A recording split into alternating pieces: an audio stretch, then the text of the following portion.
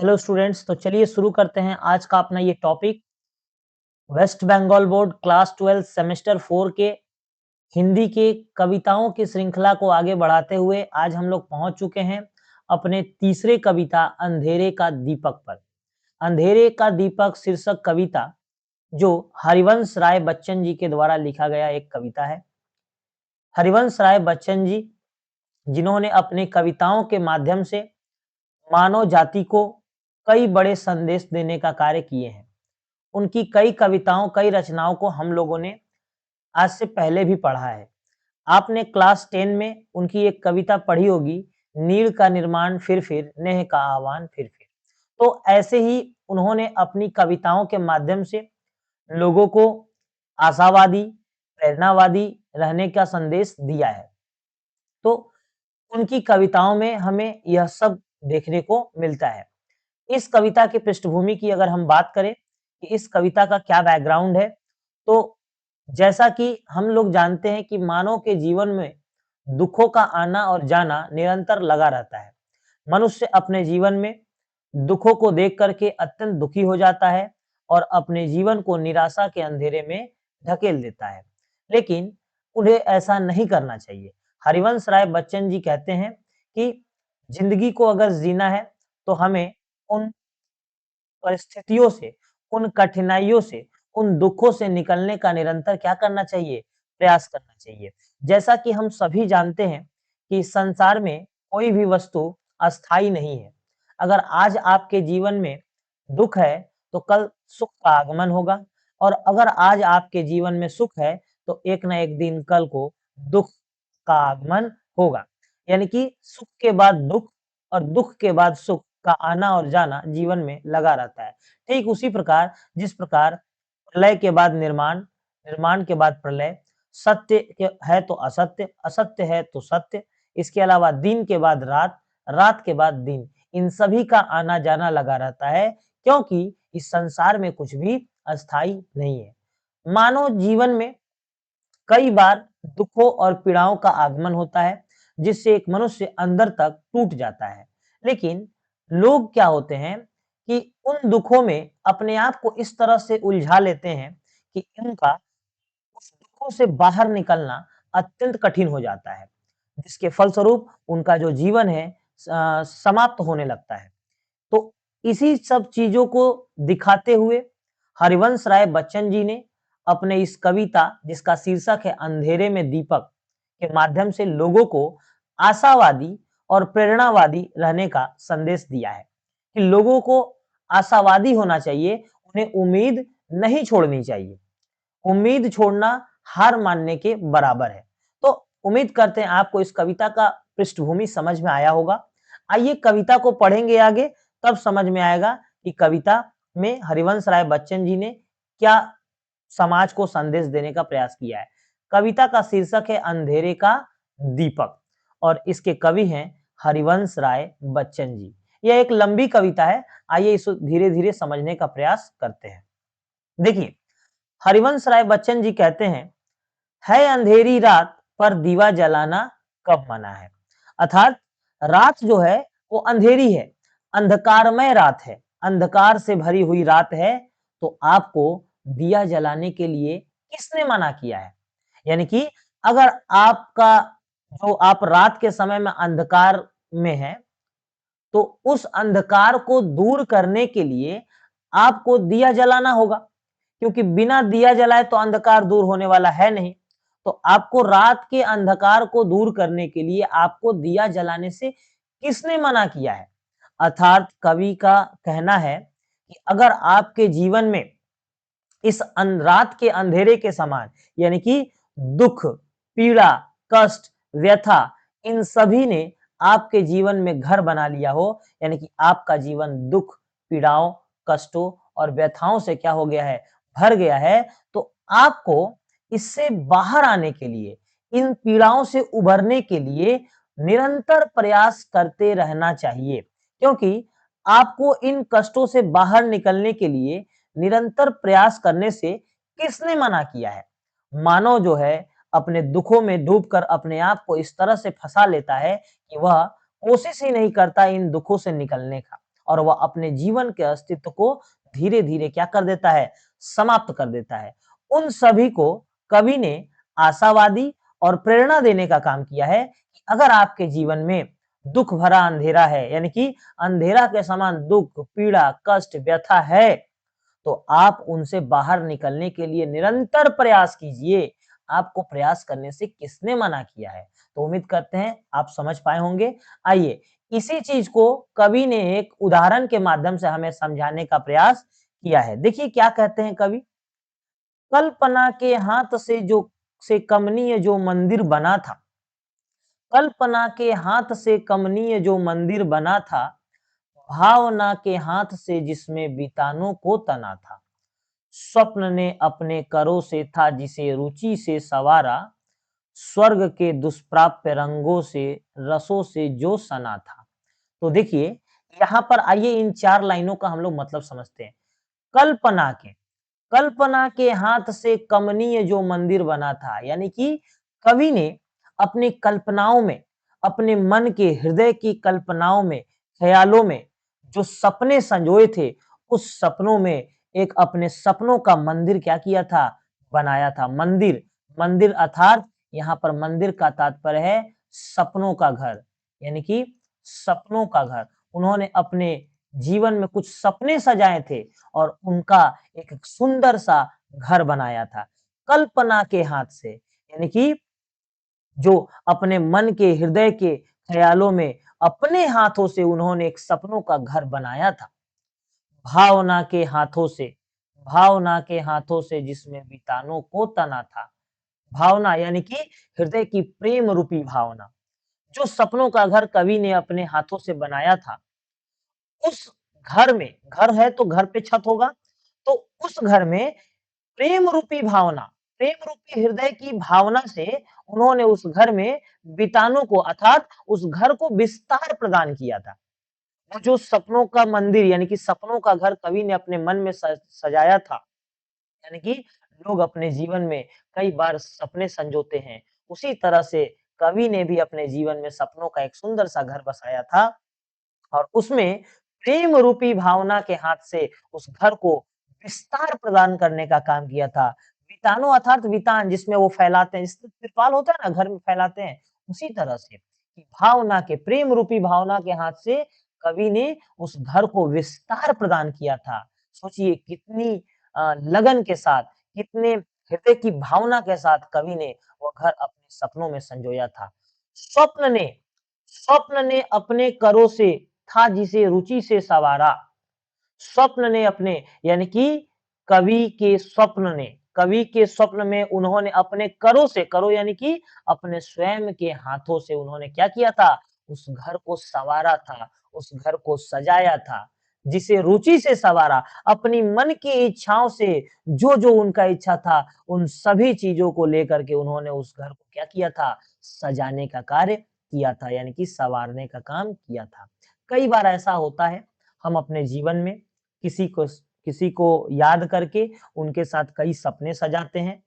उनके साथ तरह-तरह की हम लोग भविष्य के लेकर के उनके साथ बहुत ही उन मन से उनका तरफ क्या हो जाता है, लगाव हो जाता है और इन सभी से वो जो सपने संजोते हैं, वो बड़ा ही खूबसूरत सा सपना होता है। तो वही कवि यहाँ पर कहते हैं कि स्वप्न ने अपने करों से, यानी कि सपनों में मैंने अपने हाथों से, अपनी मन की इच्छाओं से, रुचि यानी कि मन की इच्छाओं से उस घर को क्या किया था, सँवारा था यानी कि सजाया था। स्वर्ग के दुष्प्राप्य रंगों से, स्वर्ग के दुष्प्राप्य अर्थात जो बड़ी ही कठिनाई से प्राप्त होने वाला हो, आसानी से जो प्राप्त नहीं होता, दुष्प्राप्य। ऐसे भी स्वर्ग के रंग, स्वर्ग तो कोई लौकिक चीज़ है नहीं, वो तो अलौकिक चीज़ है। तो स्वर्ग के रंग आपको कहाँ से प्राप्त होंगे? स्वर्ग के दुष्प्राप्य रंगों से, यानी कि वो रंग जो यहाँ मिलना आसान नहीं है, उन स्वर्ग के रंगों से कवि ने उस घर को क्या किया था? रंगा था, रसों से जो सना था, यानी कि स्वर्ग के दुष्प्राप्य रंगों से उस घर को क्या किया गया था? कवि ने रंगा था। यानी कवि ने बहुत ही एक सुंदर सा सपना संजोया था, लेकिन क्या हुआ? ढह गया। यानी कि उनका जो सपनों का सजाया हुआ घर है, वो क्या होता है एक दिन अचानक से ढह जाता है। तात्पर्य ये है कि जब हम अपने जीवन में किसी सपने को सजाते हैं, किसी सपने को संजोते हैं या फिर किसी के साथ हम अपने जीवन को बिताने का उम्मीद पालते हैं और अंत में वो सपना क्या हो जाता है? चूर-चूर हो जाता है, यानी कि सपना टूट जाता है। तो वह ढह गया सपनों का घर, कवि के सपनों का घर भी क्या हुआ? ढह गया। अर्थात ऐसे में मनुष्य क्या करता है? ऐसे में मनुष्य का जब सपना खत्म हो जाता है, टूट जाता है, उसकी मन की उम्मीदें खत्म हो जाती है, तो वह क्या हो जाता है? दुःख के समंदर में डूब जाता है। पीड़ाओं, कष्टों और दुःखों का जो समूह है, उसके मन मस्तिष्क पर क्या करता है? घर बना लेता है, जिससे वह मनुष्य धीरे-धीरे उनके जाल में फँस कर के अपने अस्तित्व को क्या करता है? समाप्त कर देता है। ऐसा अधिकतर देखने को मिलता है। ऐसे लोगों को कवि ने आशावादी और प्रेरणावादी रहने का संदेश दिया है। कवि कहते हैं कि अगर आपके सपनों का घर ढह गया तो क्या हुआ? तो जुटाकर ईंट, पत्थर, कंकड़ों को क्या करना चाहिए? जुटाकर ईंट, पत्थर, कंकड़ों को ईंट, पत्थर, कंकड़ ये सभी यहाँ पर निरंतर प्रयास को संकेतिक कर रहे हैं, संकेत दे रहे हैं कि जुटाकर ईंट, पत्थर, कंकड़ों को एक अपनी शांति की कुटिया बनाना कब मना है? यानी कि जुटाकर ईंट, कंकड़ निरंतर प्रयास करके एक अपनी शांति की कुटिया, मन को शांति मिले, जीवन में सुख चैन मिले, इस तरह का प्रयास करने से आपको किसने मना किया है? अर्थात कवि कहते हैं, अगर आपके जीवन में दुःख तकलीफ है, तो उससे निकलने के लिए आप निरंतर प्रयास कीजिए। आपको प्रयास करने से किसने रोका है? किसी ने नहीं रोका है। तो इसी तरह से कवि ने इस उदाहरण के माध्यम से ये समझाना चाहा है और अंत में कवि कहते हैं, "है अंधेरी रात पर दीवा जलाना कब मना है?" यानी कि रात तो अंधकारमय है ही, आपके जीवन में अंधकार रूपी दुःख, दर्द, पीड़ा, कष्ट, तकलीफ है, लेकिन आपको इन दुःखों और पीड़ाओं से उभरने के लिए किसने मना किया है? आप निरंतर इससे उभरने का प्रयास करते रहें। तो उम्मीद करते हैं पहला खंड आपको अच्छी तरह से समझ में आया होगा। आइए दूसरे खंड की तरफ बढ़ते हैं, देखते हैं यहाँ पर हरिवंश राय बच्चन जी ने क्या कहना चाहा है। देखिए, बादलों के अश्रु से धोया गया नवनील, बादलों के अश्रु से धोया गया नवनील, नीलम का बनाया गया था मधुपात्र मनमोहक मनोरम। प्रथम उषा की किरण की लालिमा सी लाल मदिरा, थी उसी में चमचमाती नभ घनों में चंचला सम। कहते हैं कवि कि बादलों के अश्रु से धोया गया नवनील। बादल का अश्रु क्या है? बारिश, वर्षा। वर्षा क्या है? बादलों का अश्रु है। तो बादलों के अश्रु से धोया गया नवनील, बादलों ने क्या किया है? आप देखेंगे आसमान में जब बादल छाते हैं तो काले-काले बादल छा रहे हैं और जब बारिश खत्म हो जाती है तो वो बादल एकदम स्वच्छ और साफ हो जाते हैं और नीले कलर में आपको सामने दिखते हैं। यानी कि बादलों के अश्रु से धोया गया नवनील, वो जो नील गगन है, वो बादलों ने उसे अपने अश्रु से क्या किया है? धोया है। नीलम का बनाया था गया मधुपात्र, यानी कि मधुपात्र यानी कि वो जो मदिरा यानी कि शराब को पीने का जो पात्र है, शराब पीने का जो पात्र है, मदिरा प्याला, तो नीलम क्या है? नीलम यहाँ पर एक रत्न है, रत्न जो कीमती मोती होता है। तो वो जो मदिरा का जो प्याला है, मदिरा का जो पात्र है, मधु पात्र, वो नीलम यानी कि बड़े-बड़े रत्नों से मतलब महँगे-महँगे कीमती पत्थरों से बना हुआ है और आप ऐसा कॉमन बात है कि साधारण सा बात है कि अगर कोई चीज़ रत्नों से बना हुआ है तो वो मनमोहक और मनोरम दिखेगा ही। तो कहते हैं कवि, नीलम का बनाया गया था, नीलम का बनाया गया था मधुपात्र मनमोहक मनोरम। वो जो मधु का पात्र है, वो जो मदिरा की जो पात्र है, वो बहुत ही नीलम रत्नों से जड़ करके बनाया गया था, जो बहुत ही मनमोहक और मनोरम था। प्रथम उषा की किरण की लालिमा सी लाल मदिरा, प्रथम उषा की किरण यानी कि जब सुबह होता है, तो आप देखेंगे सुबह में नीले आसमान में जिस तरह से सूर्य की आभा, लालिमा चारों तरफ बिखर जाती है, ठीक उसी प्रकार उस मधु के पात्र में वो जो लाल कलर का क्या था? मदिरा था। मदिरा लाल, लाल रंग की मदिरा थी। ऐसा मतलब ऐसा प्रतीत हो रहा था जैसे नीले आसमान में वो क्या है? सूर्य की किरणें जो लालिमा है उस तरह का प्रतीत हो रहा था, सुंदर सा वैसा नजारा था।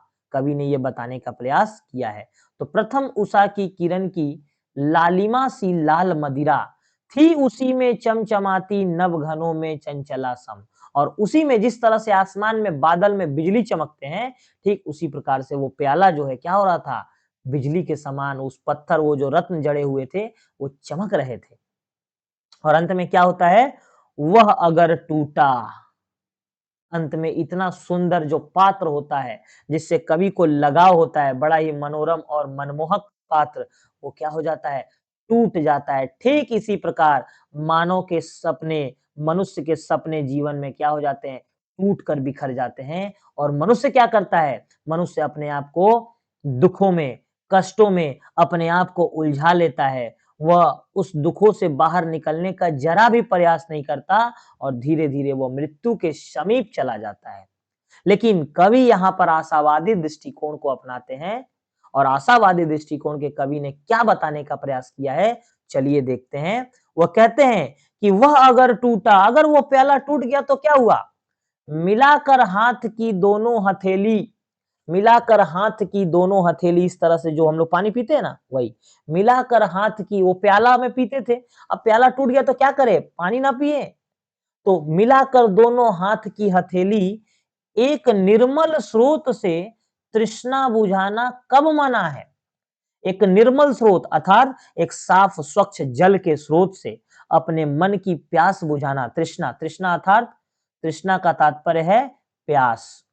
मन के निर्मल स्रोत से, जल के एक अच्छे स्रोत से, निर्मल साफ स्वच्छ स्रोत से इस तरह से दोनों हथेली को मिलाकर अपना प्यास बुझाना कब मना है? अर्थात आपको प्रयास करने से किसने मना किया है? आप अपने दुखों कष्टों से निकलने का लगातार क्या करें? प्रयास करते रहें। और कवि अंत में कहते हैं, है अंधेरी रात पर दीवा जलाना कब मना है? जीवन में अंधेरा है, जीवन में दुख है, कष्ट है, पीड़ा है, लेकिन इन दुखों, कष्टों और पीड़ाओं से उबरने के लिए आपको निरंतर प्रयास करने से आखिर किसने मना किया है? आपको निरंतर प्रयास करते रहना चाहिए। आपको भाग्य के भरोसे नहीं बैठना चाहिए, भाग्य को दोष नहीं देना चाहिए। यह संदेश देने का काम यहाँ पर कवि ने किया है। आइए दूसरे खंड को भी उम्मीद करते हैं आपको समझ में आया होगा। तीसरा खंड देखते हैं। तीसरा खंड में कवि क्या कहते हैं?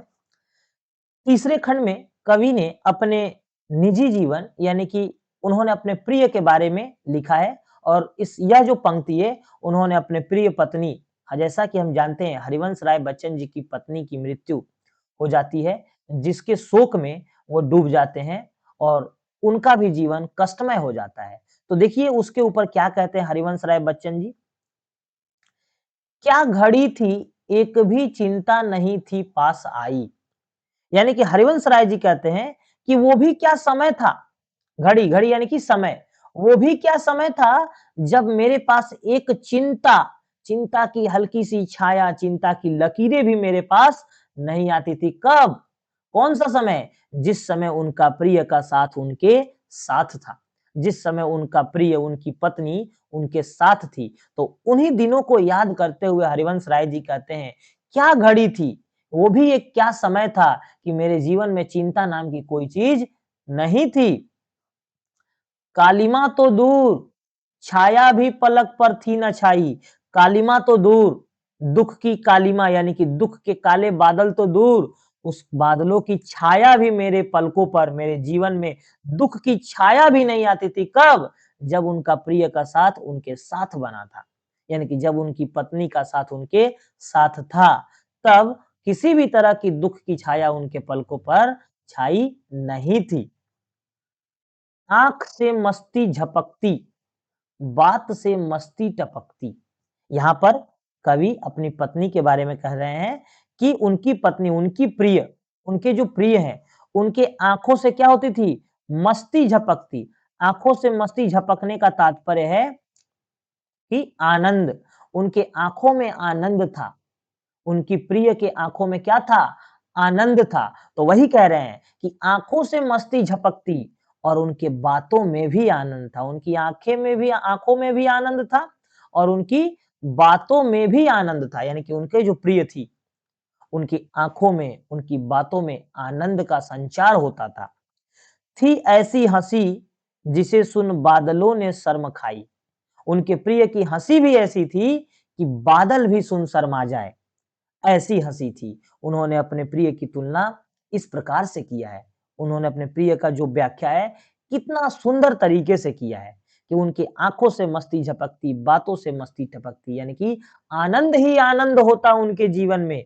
कवि का जीवन आनंदों से, सुखों से भरा रहता और उनके प्रिय का हंसी ऐसा था कि बादल भी शर्म आ जाए, बादल को भी शर्म आ जाए, ऐसा हंसी था। और अंत में क्या होता है उनके सुख भरे जीवन का? वह गई। बहुत ही दर्दनाक अंत होता है उनके सुख भरे जीवन का कि उनकी प्रिय का साथ, उनकी पत्नी का साथ उनके जीवन से क्या हो जाता है? छूट जाता है। वह गई, ले गई उल्लास के आधार माना। वो तो चली गई, यानी कि उनका प्रिय का साथ तो छूट गया। ऐसे में लोग क्या करेंगे? ऐसे में लोग डिप्रेशन में चले जाएँगे। लोग अपने जीवन को कष्टों से भर लेंगे। लोग जो है दुःख, पीड़ाओं, कष्ट में अपने आप को उलझा लेंगे और अपने जीवन को क्या करेंगे? समाप्त कर देंगे। तो कवि कहते हैं कि ये जीवन जो है, ये संसार है, जाने वाला तो चला गया। देखिए संसार में लोगों का आना-जाना तो लगा रहेगा और लोग आते रहेंगे, जाते रहेंगे, परंतु आप अभी इस संसार में हैं, तो आपको तो जीना है, आपको जीवन में आगे बढ़ना है। इसीलिए आपको निरंतर क्या करना चाहिए? प्रयास करना चाहिए और उन दुखों से उबरने का कोशिश करना चाहिए। तो वह कहते हैं कि वह गई तो ले गई, उनका प्रिय तो चली गई, लेकिन उस अपने साथ उन्होंने क्या लेके चला गया? उल्लास के आधार, उनके खुशी का आधार, उनका जो खुशी का ज़रिया था, उनके प्रसन्न होने का ज़रिया था, वो तो लेके चली गई। पर अथिरता यानी कि बेचैनी।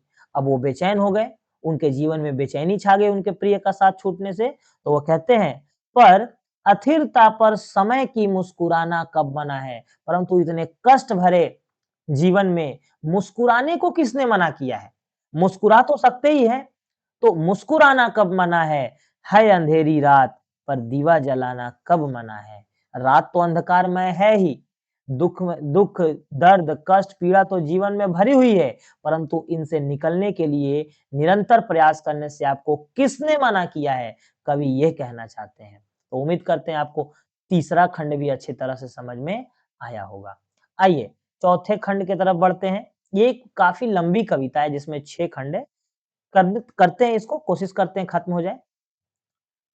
कहते हैं चौथे खंड में कवि, हाय वे उन्माद के झोंके कि जिसमें राग जागा, हाय वे उन्माद के झोंके कि जिसमें राग जागा, वैभवों से फिर आंखें गान का वरदान मांगा। एक अंतर से ध्वनित हो दूसरे में जो निरंतर भर दिया अंबर अवनी को मत्ता के गीत गागा। आइए इस लाइन का मतलब समझते हैं।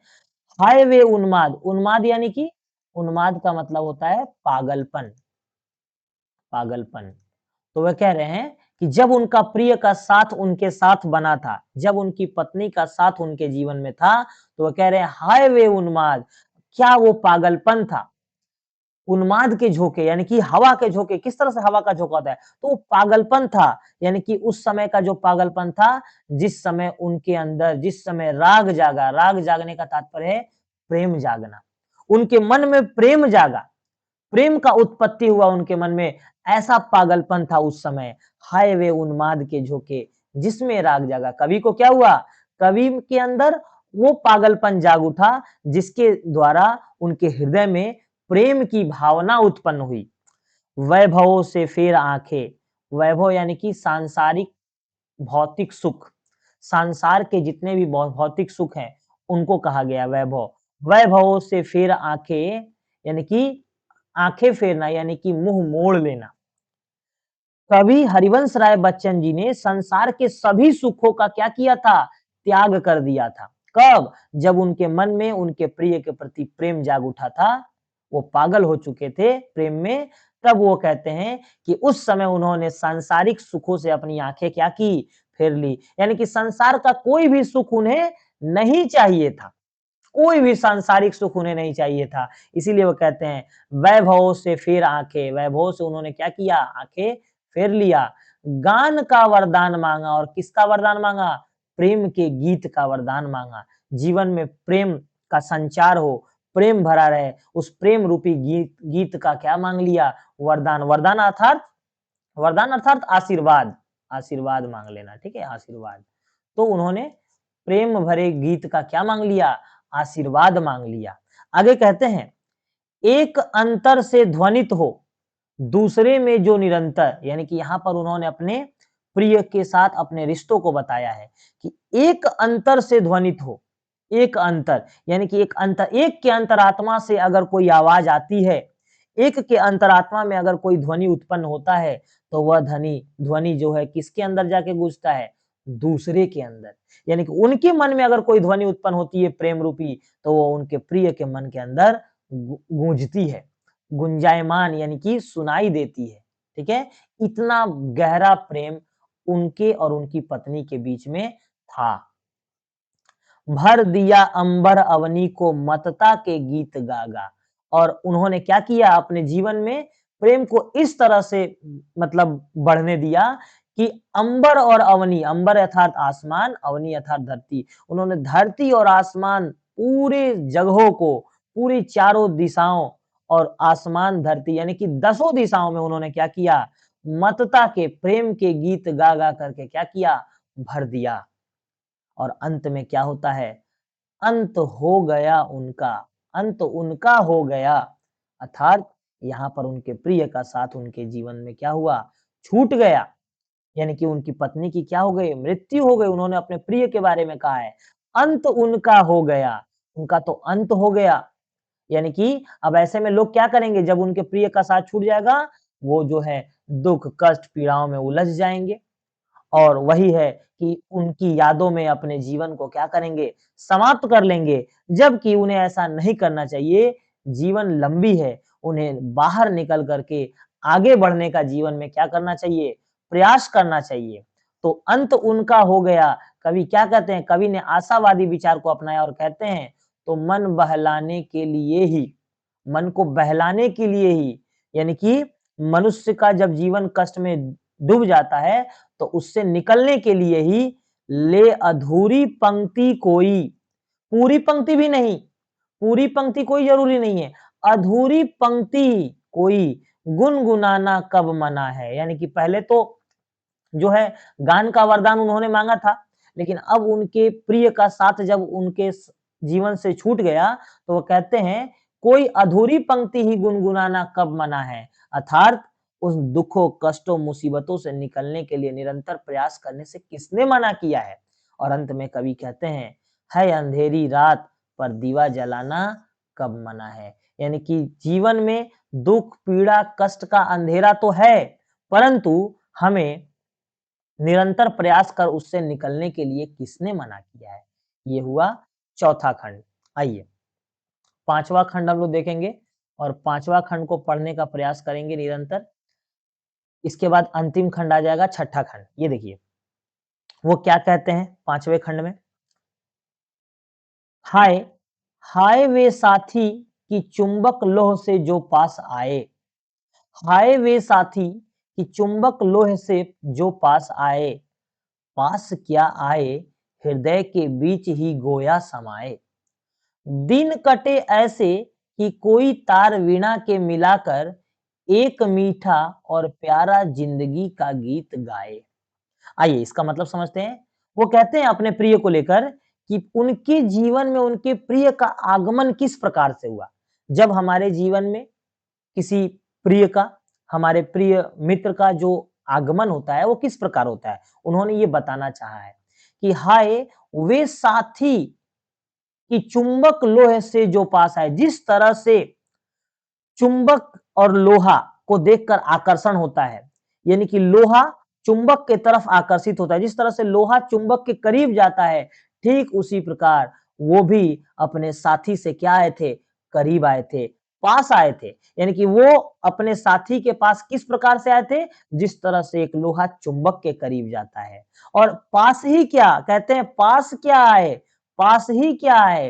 हृदय के बीच गोया समाए। यहाँ तक कि पास ही नहीं आए, मन, मस्तिष्क, हृदय के बीच उनका प्रिय उनके हृदय में जाकर के क्या हुआ? बस गया।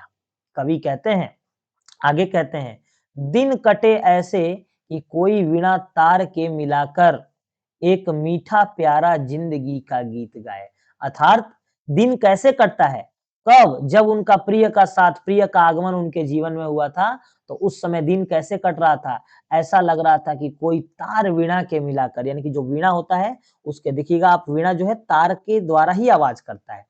तो तार वीणा के मिलाकर, वीणा का जो तार है उसको मिलाकर एक मीठा और प्यारा जिंदगी का गीत गाए। अर्थात आप ये जिंदगी का गीत, मीठा गीत से आप ये समझ सकते हैं कि उनका दिन बहुत ही सुंदर तरीके से कट रहा था। कब? जब उनके जीवन में उनके प्रिय का क्या हुआ था? आगमन हुआ था। उनके जीवन में प्रेम का आगमन हुआ था। तब उनका दिन बड़ा ही सुखद और शांतिपूर्ण तरीके से कट रहा था। क्योंकि आप देखिए, ये जो वीणा के तार है और मीठा प्यारा ज़िंदगी का गीत जो है, ये सुखद ज़िंदगी, शांतिपूर्ण ज़िंदगी का प्रतीक है। तो इस तरह से दिन कट रहे थे कब? जब उनके जीवन में उनके प्रिय का आगमन हुआ था। आगे क्या कहते हैं कवि? वे गए तो सोचकर वे गए तो सोचकर यह लौटने वाले नहीं वे। अब उनका प्रिय का साथ तो उनके जीवन से चला गया। तो वे गए तो सोचकर अब लौटने वाले नहीं वे। अब जो जिस इंसान का मृत्यु हो गया वह तो लौट करके इस संसार में नहीं आ सकता, तो क्या करे? उसके लिए अब चिंता करने से, उसके लिए अपने जीवन को गर्क में डालने से, अपने जीवन को मृत्यु की तरफ ले जाने, क्या यह बुद्धिमानी है? नहीं। तो वे गए तो सोच कर यह लौटने वाले नहीं वे। वे तो चले गए, लेकिन आपको तो इस संसार में रहना है। आपका साथी भले चला जाए, आपको तो इस संसार में आगे बढ़ना है, क्योंकि आप है, आना-जाना तो लगा रहेगा, आप भी एक दिन जाएँगे, परंतु जितना दिन आप हैं, उतना दिन तो आप अपने जीवन को अच्छी तरीके से क्या करें? आगे बढ़ाएँ। तो वे कहते हैं, वह गए तो सोचकर यह लौटने वाले नहीं वे तो अब लौटेंगे नहीं, खोज मन का मीत, खोज मन का मीत कोई लौ लगाना कब मना है। अब वो तो चले गए, लेकिन मन को बहलाने के लिए कोई ना कोई खोज मन का मीत, यानी कि वह मीत, वह मित्र खोजिए। उस मित्र को हमें खोजना चाहिए, या फिर वो कार्य करना चाहिए जिससे मन बहलता रहे। जिससे मन बहलता रहे, जो भी आपको अच्छा लगता है वो कीजिए, या कोई ऐसा मित्र ही ढूँढिए जिससे आपका मन बहलता रहे। खोज मन का मीत कोई लौ लगाना, लौ अर्थात यहाँ पर जो जिस तरह से दिया में किस तरह से लौ लगाते हैं, तो ज़िंदगी में जो है क्या आ जाए, ज़िंदगी में जो है एक तरह से फिर से खुशहाली आ जाए, इसी को बताया गया है कि अगर वो चले गए तो क्या हुआ? अब कोई ना कोई मन को प्रसन्न करने वाला कोई ना कोई ज़रिया खोजना चाहिए, और हमें हमेशा क्या रहना चाहिए? प्रसन्न रहना चाहिए। अर्थात हमें दुखों से मतलब उभरने का निरंतर प्रयास करते रहना चाहिए। और अंत में कवि कहते हैं, है अंधेरी रात पर दीवा जलाना कब मना है। जीवन में दुख रूपी अंधेरा, कष्ट रूपी, पीड़ा रूपी अंधेरा तो छाई हुई है, लेकिन इन अंधेरों से बाहर निकलने के लिए निरंतर प्रयास करने से आपको किसने मना किया है? कवि ने आशावादी विचार को फिर से अपनाया है। और आइए इस कविता का अंतिम खंड को देखते हैं, और अंतिम खंड में कवि क्या बताना चाहते हैं, और ये कविता हो जाएगी यहीं पर समाप्त।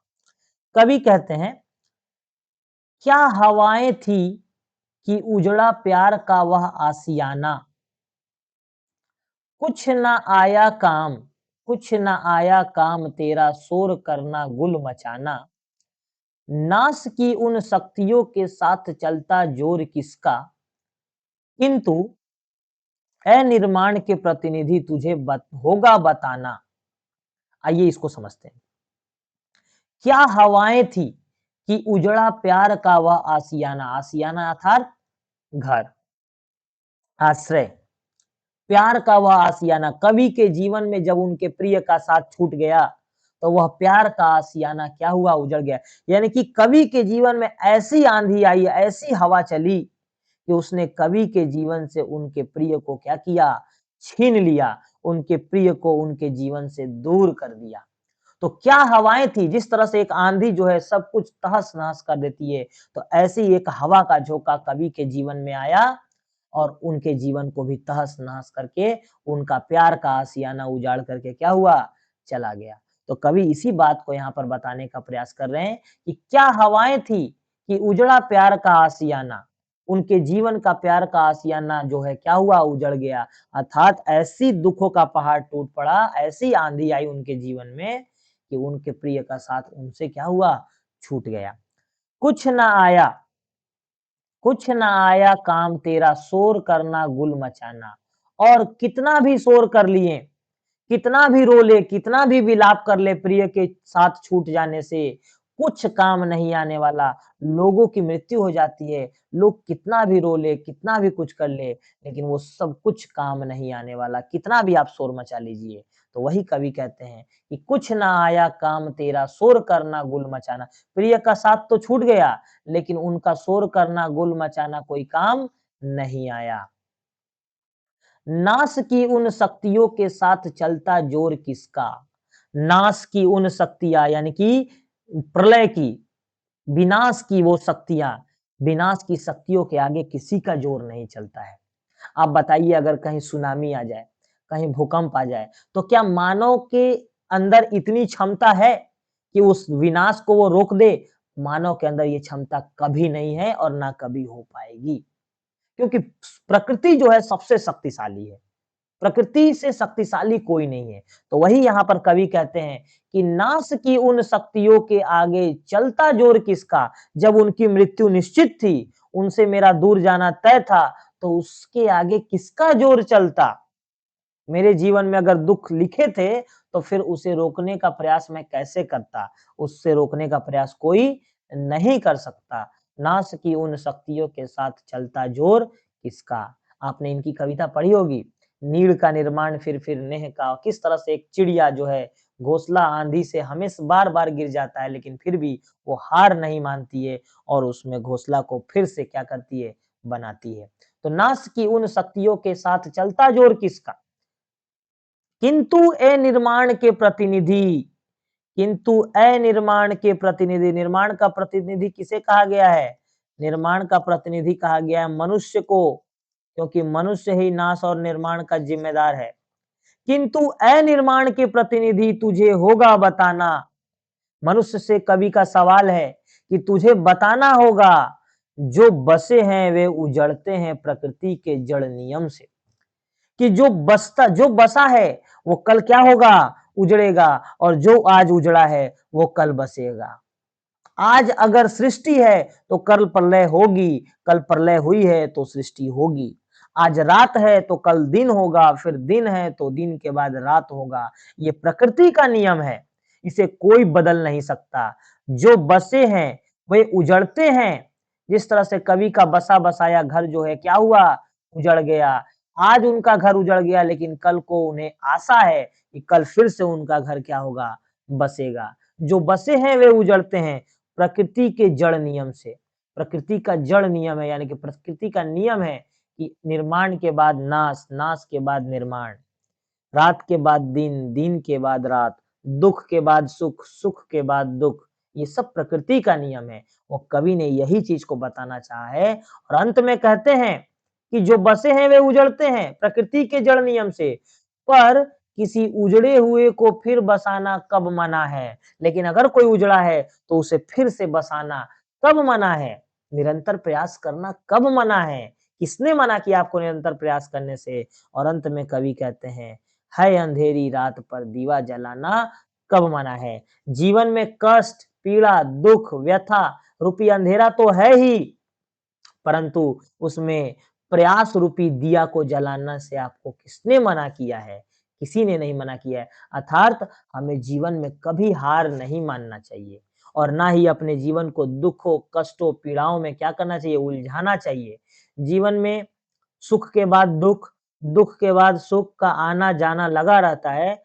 इस तथ्य को हमें अच्छी तरीके से समझनी चाहिए। कवि ने यह साफ तरीके से समझाने का क्या किया है? प्रयास किया है। तो उम्मीद करते हैं आपको यह कविता अच्छा लगा हो और वाक़ई में बहुत ही सुंदर कविता थी, एक मनुष्य को जीवन में अपने अंदर परिवर्तन करने के लिए।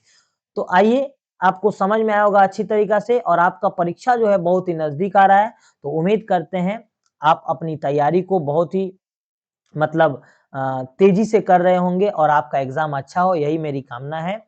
चलिए तब मिलते हैं अगले वीडियो में अगली कविता के साथ। तब तक के लिए टाटा, बाय बाय।